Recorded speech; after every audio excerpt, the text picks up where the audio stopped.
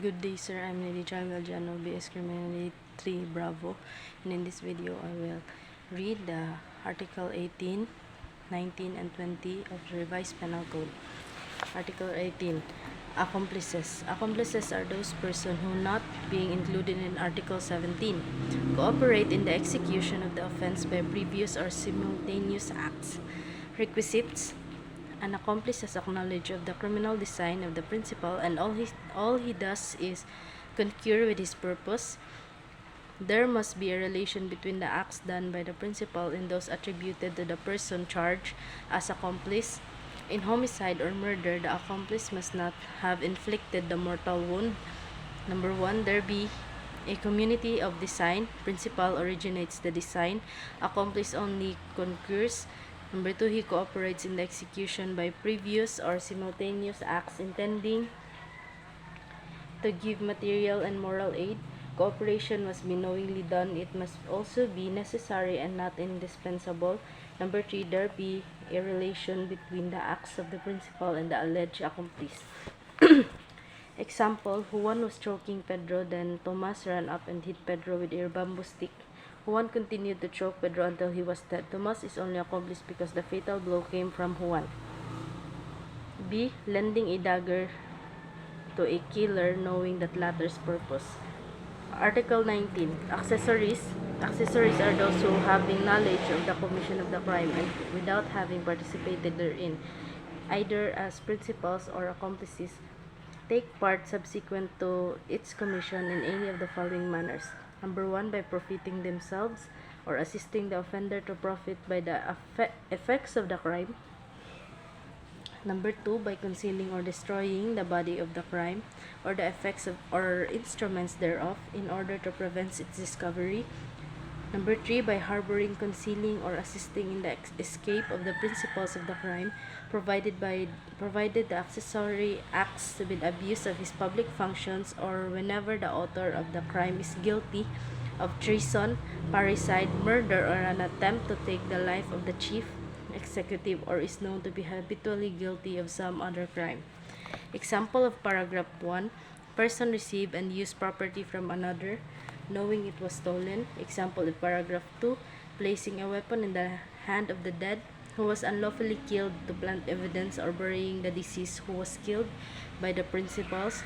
Example number 3, example of paragraph 3, a public officer who harbor, conceal, or assist in the escape of the principal of any crime, not light felony, with abuse of his public functions. B. Private persons who harbor, conceal, or assist in the escape of the author of the crime, guilty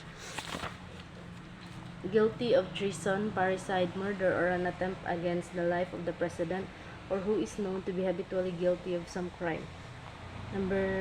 General rule, principal acquitted, accessory also acquitted. Exception, when the crime was in fact committed but the principal is covered by exempting circumstances. Example, minor stole a ring and Juan knowing it was stolen bought it. Minor is exempt. Juan is liable as accessory. Trial of accessory may proceed without awaiting the result of the separate charge against the principal because the criminal responsibilities are distinct from each other. Liability of the accessory. The responsibility of the accessory is subordinate to that of a principal in a crime because the accessory's participation therein is subsequent to its commission and his guilt is directly related to the principal. If the principal was acquitted by an exempting circumstances, the accessory may be held liable. Difference of accessory from principal and accomplice. Number 1, accessory does not take direct part or cooperate in or induce the commission of the crime. Number 2, accessory does not cooperate in the commission of the offense by acts either prior thereto or simultaneous therewith. Number 3, participation of the accessory in all cases always takes place after the commission of the crime. Number 4, take part in the crime through his knowledge of the commission of the offense. Article 20. Accessories who are exempted from criminal liability. The penalties prescribed for accessories shall not be imposed upon those who are such with respect to their spouses, ascendants, descendants, legitimate, natural, and adopted brothers. and sisters, or relatives by affinity within the same degrees, with a single exception of accessories falling within the provisions of paragraph 1 of the next preceding article.